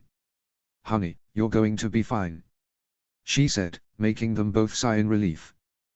"But there's a lot of internal damage. I'm afraid those babies are the only children you're ever going to have." "I could have told you that," Astrid said, lying back and resting her head on her arms. "I'm never doing that again." But Hiccup felt differently. He bit his lip, looking at his wife and then the peacefully sleeping babies in the crib next to her. "No more?" he asked in a tiny voice. The healer shook her head, but he had other problems, including the sudden bruise on his upper right arm. Astrid rolled her eyes when he looked at her. "That is the most uncomfortable, painful, horrifying thing I have ever done, and I am definitely not going to do it again." The healer looked between the two of them, her mouth slightly open, and then flashed them a very fake smile. "I'll just leave you two alone while I tend to my other patients," she said, slipping out of the room and closing the door behind her. For a moment, there was complete silence. Hiccup and Astrid lay next to each other, both slightly overwhelmed with emotion over what had just happened. The babies slept on, breathing quietly and keeping each other warm. Hiccup spoke first, drumming the fingers on his right hand against his stomach. "What I said before was wrong, Astrid. And I can't possibly express to you how sorry I am." Astrid gently reached out and slid her fingers into his. "You were angry. I know you didn't mean it." But her words seemed only effective in causing a few tears to slip from her husband's eyes. "What I said was beyond reprehensible, Astrid. And if I hadn't lost it like that, our babies might not have been born so early. And you wouldn't have run off. And I would have been there for you when you were in labor, and our daughter might not have almost died." "Hiccup, is it always going to be like this with you?" Astrid asked, tightening her grip on his hand so much her knuckles turned white. He turned to look at her, letting out a small sniff. "Like what?" "You blaming yourself for everything that goes wrong," she replied. I don't do. You blamed yourself for the time I broke my arm. I couldn't catch you in time and for getting me pregnant so soon after we got married. I wasn't careful enough. And now for everything that happened last night." "Hiccup, come on. Don't be ridiculous." Hiccup gave Astrid a long, hard stare. "I'm not being ridiculous. Look in that crib." She gestured to the crib just as their son shifted positions, cuddling up a little closer to his sister. "We made them together. You and me, Hiccup. Can you blame yourself for them?" The young Viking was silent for a minute, his heart beating against his ribcage as he stared into the crib at the tiny babies born early that morning. And suddenly, he realized that his wife, his wonderful, amazing, incredible wife, was right. He had helped her make these tiny little people that had stolen his heart. The little boy whose voice had awakened him to the fact that he was actually a father, and the little girl whose life he had saved when all hope seemed lost. Instead of one child, he had been blessed with two. Two children to love and to play with and to teach, and the woman next to him had brought them into the world, into his life. As he looked back at her, he couldn't contain himself and, new tears slipping out of his eyes, he suddenly pressed his lips against hers. And then suddenly he leaned back, another memory flooding into his brain. Astrid, I don't want to ruin this, I really don't, but I have to ask, about what you said before, I mean before everything went completely insane. Shush. Astrid said suddenly, putting a hand on his mouth. You're going to keep babbling forever if you keep that up. He nodded. She was probably right. For a few seconds, they were silent. Astrid suddenly broke away from her husband and placed her hand inside the crib, gently stroking her son's hair. And then her daughter's cheek. Why had no one ever told her how wonderful they felt, how soft their skin and their hair was, how perfect their tiny little hands were? She had never felt love like this before. Her daughter suddenly reached out and gripped her finger in a surprisingly tight hold. And as Hiccup watched his wife's mouth turn upward in a smile, he knew he didn't need an answer to his question. You haven't held him. Astrid whispered, now reaching out both hands and gently lifting their son from the crib. Here. Very gently, she placed the baby boy into Hiccup's arms. He barely noticed when she then leaned over and carefully took her daughter out of the crib. He stared at the sleeping face of his son, and everything around them went silent. One day he would teach this little boy how to walk, how to talk, how to ride a dragon, heck, how to shave. Hiccup's heart quickened as he realized that this little boy needed him. This tiny, helpless baby in his arms couldn't survive without him and Astrid, and the thought was suddenly quite terrifying. While he had been excitedly preparing for their baby's arrival, he had failed to realize what being a parent really meant. And now, here, with his son nestled in his arms and his daughter looking up at her mother next to him, he felt completely unprepared. He had never done this before, had never cared for someone so fragile and helpless. What if he messed it up? Without realizing it, he had muttered something out loud. Astrid heard this and gently nudged him. You won't mess this up. She whispered. You've got me. They're so helpless, he replied, gently stroking his son's hair. They depend on us for everything. And we'll be there. Astrid leaned over and kissed her husband on the cheek. He felt his mouth turn up in a small smile. You're awfully confident now, he said, nudging his wife back. I've had a change of heart. Astrid replied, gently lowering her head to kiss her newborn daughter's forehead. I guess I just had to meet them first. For a moment, they were completely silent. They continued to stare at their children, unable to believe that their love for each other was so strong that they had actually made two babies, two people who belonged to them both. They had never felt so close to each other. Hiccup leaned over and kissed Astrid on the cheek, carefully maneuvering himself so that he wouldn't wake his son. At the sight of her parents' affection, the baby girl's mouth quirked slightly in a tiny half smile. Get used to it, honey. Astrid said, gently stroking her husband's cheek with her free hand. You're going to be seeing this your entire life. She kissed Hiccup on the nose and then, quite suddenly, both of them smiled widely and began to speak at the same time. I know what to name our son, said Astrid. At the exact same moment her husband said, I know what to name our daughter. They chuckled, both amused that they'd had almost the same thought at the same time. Hiccup leaned forward and whispered their daughter's name in Astrid's ear. Wow, Hiccup, it's perfect, she breathed, nudging his nose with hers. She then leaned forward and whispered their son's name into Hiccup's ear. I think we just named our babies. He planted a kiss on Astrid's forehead. Suddenly, the half a foot of space between them became too much. They both leaned into each other, Astrid laying her head down on Hiccup's shoulder and bringing their daughter closer to his view. Hiccup placed an arm around her and brought their son closer to his wife so that the babies were lying next to each other on their laps. As they drifted off to sleep together as a family, Astrid thought that, for the first time in her life, she knew what it was like to be perfectly, blissfully content. And as she snuggled into her husband's arms, the large sigh she felt come from his chest assured her that he felt exactly the same way. Notes. Ha, fooled you. Guess what, it's twins. Hiccup gets his girl and Astrid gets her boy. And no more kids. I wanted to keep this series focused on just the two of them. To even be posting the birth of the twins is, as I said in the last note, very odd for me considering that as I post these, my co-author and I are writing them in their late teens. So much will happen and I look forward to sharing their journey with you. Chapter 18, Welcome. Notes. See the end of the chapter for notes. Chapter text. When the twins had gained enough weight that the healer thought they would be able to go home, Hiccup and Astrid were ecstatic. For about 10 seconds. And then they suddenly realized that they had a nursery waiting for one baby. They hadn't been expecting to. When they eventually entered their home, untouched for a few weeks now, they looked at each other. I guess they can share the crib for now, Astrid said, gently rocking their son so that he would stay asleep. Yeah, for now. They're not going to stay this small forever, Hiccup replied, grinning as their daughter suddenly sneezed but still managed to stay asleep. And we're going to have to build a wall in the nursery to give them separate bedrooms. That's not a big deal, Hiccup. It'll be done in a week if everyone helps out. Astrid stared into the face of their sleeping son, a small smile tugging the corners of her mouth. Hiccup loved watching her rocking one of their children like that.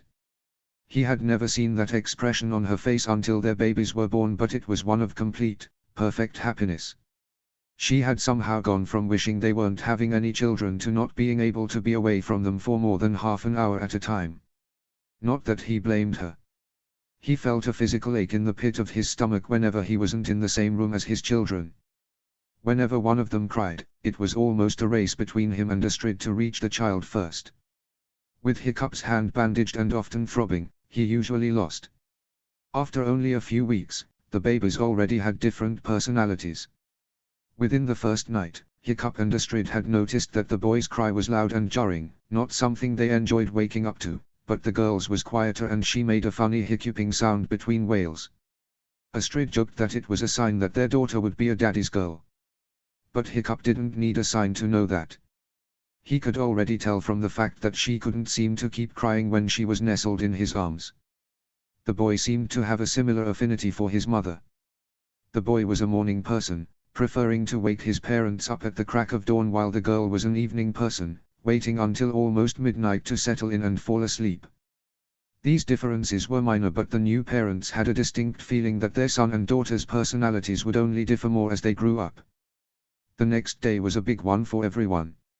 After weeks of waiting, quite a bit longer than usual, the Haddock twins would be officially welcomed into the hooligan tribe by their grandfather. Hiccup had been looking forward to this day for months. He'd already gotten his best outfit all ready to wear in front of the entire tribe. They won't even remember it, Astrid said, rolling her eyes as Hiccup straightened his shirt and attempted to tame his hair. Calm down. This is a big deal, Astrid. We're getting in front of everyone. This is the first time most of the tribe has even seen our babies. His eyes suddenly widened. Have we bathed them? Yeah, we did. They don't even smell like babies anymore. She watched him as he suddenly rushed across the room and grabbed a clean rag. Oh, don't polish your foot again, no one's going to notice it. Hiccup snorted, trying to keep his laughter quiet so he wouldn't wake his children. That's quite a statement. Imagine hearing that out of context. Astrid chuckled as silently as she could. I think it's about time to go. Yeah, looks like it. Do I look okay? Hiccup asked, finally deciding that his prosthetic was shiny enough. You looked fine half an hour ago. Now you look too dressed up. Astrid placed her hands on her hips but still smiled at her husband. Hiccup scooped his baby boy out of the crib and gently rocked him so that he would stay asleep. It was tradition that the father held the baby if it was a boy and the mother if it was a girl. As they took the stroll to the Great Hall, where a lot of people were milling about, they received pats on the back and shouts of congratulations. Hiccup felt like he was on the top of the world. Here he was showing off his little creation to the world. This perfect little baby boy in his arms, and Astrid held his perfect little baby girl slightly behind him. Toothless and Stormfly followed, not wanting to get too close to the babies quite yet. Toothless had been very startled when he first heard one of them cry, but he soon got used to the noise and to the tiny new people he wasn't allowed to play with yet. He was irritated that Hiccup wasn't flying quite as often, but he also understood that his human's priority now was to take care of his young. The dragons followed their humans into the Great Hall, where Stoic beamed at them. They stayed to the back of the room as the new parents came to the front, most of the village behind them. Stoic was reminded of Hiccup's welcoming ceremony. It had been just as packed and he'd almost gone hoarse from shouting to make sure those in the back could hear him. As the village poured in to show their support for Hiccup and Astrid, they spotted Rough Nut and Fishlegs sitting next to each other, clasping each other's hands. And, to their great surprise, Snotlout sidled in next to them, his hand firmly gripping Heather's. Hiccup raised an eyebrow at Astrid, who grinned. They'd had a feeling about Snotlout and Heather, but not until they saw the two of them together were they certain. Stoic cleared his throat loudly and the entire hall went silent. When I first found out I was going to become a grandfather, I was, well, I'll be honest, I was completely shocked. Here was my son standing in front of me, only married 2 months, telling me that he was going to be a father. A few people in the hall chuckled appreciatively. 10 years ago, if you had told me that my son and the most violent girl on Berk were going to get married and have children, I'd have told you that you were mad. But now, I'm standing here in front of my son, my daughter-in-law, my grandchildren, and I couldn't be prouder. These children are going to achieve great things. Hiccup's heart soared. He had known that his father was proud of him, but hearing it come from him in front of everyone made it all the more real. He gently handed his son to Stoic and whispered the intended name as he did so. Stoic beamed at him when he heard and very nearly forgot to speak as he stared into the face of his grandson. As chief, I officially welcome this baby into the hooligan tribe and pronounce the name to be Fearless Finn Haddock. There was nearly deafening applause. The baby boy awoke and stirred slightly, staring up at his grandfather but apparently not finding this noise distressing enough to cry. The girl whimpered a bit but Astrid was able to calm her down. She stole a glance at her mother, who looked delighted that her grandson had been named after her daughter's favorite uncle. Finn was handed back to his father and Astrid stepped up to hand their daughter to her father-in-law. She whispered the baby girl's name as she did so and Stoic's smile widened. As chief, I officially welcome this baby into the hooligan tribe and pronounce the name to be Adriana Miracle Haddock. Those who knew Adriana's story clapped hardest as the baby girl was handed back to her mother. Astrid sighed in relief when she was finally holding her daughter again. The baby stirred slightly but remained silent, staring up at her mother as if to ask why everyone was making a fuss. It was certainly a legitimate question. Once the ceremony was over, the crowd of Vikings pressed around them, all wanting to take a look at the newly named Finn and Adriana. Hiccup was delighted to stand in the middle, accepting hearty congratulations and being slapped on the back, but Astrid was feeling irritated with the sheer number of people surrounding her. At long last, the crowd finally dissipated slightly, leaving only a small cluster of people around each baby. "She's lovely," said an unfamiliar female voice. Astrid turned her head and found herself facing an old woman she had never seen before. Something about her slightly unfocused gaze gave her an odd vibe, almost like she wasn't all there. "Have we met?" Astrid muttered, not wanting to draw attention to this particular guest. "Oh no, I've been hiding away." The woman tittered slightly. "May I hold her?" Astrid's heart began thumping in her throat. "No. I just want to make sure she's safe." This was astoundingly true. The woman had long, wispy grey hair that stuck out all over. There were bags under her eyes that made her look rather decrepit. Her hands were gnarled like branches of a tree and her entire body seemed to be covered with sagging wrinkles. Though she was probably in her mid-50s, she looked much older. She smiled in response to Astrid's statement. "Oh pish posh, I won't be a minute," she said, suddenly grabbing the baby before Astrid could react. "Oh, she is a beauty." Astrid swallowed thickly. Ordinarily she would have threatened this woman, but it seemed foolhardy to do so when she was holding her baby girl. Her heart raced and her stomach seemed to tighten painfully. "May I?" "I'd like her back please," she said in a small voice. "Why yes, dear. Of course." The woman gently placed the baby back in Astrid's hands. Astrid's heart rate slowed and she let out a sigh of relief. "She looks a little like me, don't you think?" the woman continued, smiling at the newborn. Secretly, Astrid couldn't think of two people who looked less alike, but she wasn't about to voice that thought. "Trista. What the hell are you doing here?" Stoic suddenly boomed, stomping over to the old woman. "Why, I was only congratulating your daughter-in-law." The woman replied with a soft chuckle. "I meant no harm. Out. Get out now." Stoic shouted, pointing to the door with a slightly trembling finger. Can't I say hello to my own grandness? The woman asked, still chuckling. I said out. Stoic bellowed, now grabbing her shoulders. The loud noise frightened Adriana and she let out a wail. Astrid tried to rock her back to sleep but it was no use, there was too much commotion. Very well, very well. The woman gave him a disgusted look. She then turned back to Astrid. Enjoy her. She really is a lovely little girl. Spitaloot, Lotus, and Gobber immediately stood between the bewildered new parents and Stoic as he roughly escorted the woman through the doors of the great hall. A moment later, they heard Stoic bellow unfortunate. Hiccup took a few steps forward, his curiosity getting the better of him. Spitaloot held out a hand. No. You stay right here. This is not your fight. He said gravely. Hiccup exchanged looks with Snotlout, who shrugged. A few minutes later, Stoic returned, his face beet red and trembling with fury. He strode over to a nearby bench and sat down, putting his face in his hands.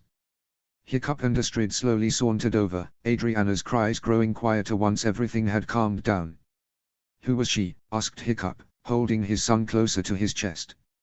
Stay away from her. Stoic muttered. But. The subject is closed, Hiccup, he suddenly snapped. Now someone get me a drink. As they strolled back home, Hiccup and Astrid talked about the woman, who she might have been and why Stoic had reacted so violently to seeing her. It doesn't make any sense. My dad's never mentioned. Look, I'm tired of talking about this. Astrid said quite suddenly, plopping herself on the couch. Can't we just put our babies to bed? Hiccup stared at her for a few seconds and then slowly nodded. Finn was wide awake but it was getting late and if he didn't get to sleep soon, he wouldn't fall asleep at all. Adriana was, as usual, a bit fussy now that night had fallen. Hiccup gently switched babies with Astrid, rocking his little girl so that she would be quiet once more. You know, Astrid. I think we're going to be okay. He said, smiling widely at his baby. Adriana very suddenly made a strange coughing sound. Hiccup gently put her on his shoulder and suddenly felt something moist oozing its way down his shirt. He moved his daughter out of the way and was dismayed to see a milky white liquid covering his shoulder. Oh, perfect, he said, ignoring his wife's silent laughter. What a great way to end the day. Here. Astrid said, her face contorting with the effort of keeping her giggling silent. Let me take her for a second. Hiccup gently relinquished the baby girl, whose mouth quirked into another smile, almost as if she'd meant to do that, and took off his shirt. Astrid gasped. Maybe her pregnancy had made her immune to her husband's charm but now he was standing in front of her, his shirt off and his muscles toned and defined in the candlelight. Her heart stopped for just a second. Hiccup looked down at his bare chest and then up at his wife. Did you forget about all this? Astrid let out a moan, suddenly incapable of speaking coherently. Hiccup grinned widely. We should really get the kids to bed. He said, winking at her. Aha. Astrid replied, handing the baby girl back to her father. Slowly, so that they would keep their babies calm, they climbed the stairs to the nursery and placed the babies into the crib. They took turns leaning over and kissing both babies on the forehead and then looked back at each other. Come here, you. Hiccup whispered, suddenly grabbing his wife by the shoulders and pulling her toward him. Their lips met and Astrid found herself going suddenly weak at the touch. For the first time in what felt like forever, she could press her body up against his without any interference. Her husband began to nibble on her lip and she let out a soft moan of pleasure. Like that, do you? Lots more where that came from. Hiccup whispered, taking a break from kissing her so he could softly kiss her neck. Don't I know it? Astrid placed her head on her husband's shoulder as his lips made their way to her shoulder. Then suddenly, he stopped. Gripping her hand in his good one, he slowly led her out of their baby's bedroom and into theirs. He then turned back to her and placed his arms around her, unclasping her armored skirt so that it fell to the ground with a clatter. She reached up and kissed him again, her tongue darting between his parted lips. It was his turn to moan in pleasure as made his way to the bed, sitting down on it and then, when she adjusted herself so that she was sitting on his lap, lying backward. It had been too long since they had felt this intimate. Hiccup's heart raced as Astrid began to kiss his chest, nibbling a little bit here and there. "Hey!" he whispered. "What's that for?" She looked up at him, a mischievous grin brightening her face. "Well, don't stop," he said, winking at her. Suddenly, without any warning, he flipped them over so that he was lying on top of her. He gently placed his hands on her waist and drew her shirt up to her chest. And then he stopped. Astrid almost never let him see her belly while she was pregnant. And while she recovered, they weren't allowed to do what they were about to do. So he hadn't seen her stomach in months. He gently placed a hand on it, tracing each stretch mark with his finger. "You're so beautiful, Astrid," he breathed, smiling widely. "You don't have to say that, I know it looks kind of." "No," he said firmly. "Your stomach has never looked better." He leaned down and pressed his lips against it. Astrid, who had been looking slightly unsure, smiled at him. "I love you, Hiccup." Hiccup breathed a laugh and leaned up to face her. "And I love you, Astrid." He leaned in and gently brushed his lips against hers. He felt her sigh contentedly and his smile widened slightly as he slowly kissed her again. This woman beneath him, his amazing wife, had given him the greatest gift he could have asked for, and he was about to make sure she knew he was thankful. Or he was about to. A high-pitched wail from the baby's room made them both sigh sadly. Hiccup lowered his head, shaking it in disappointment.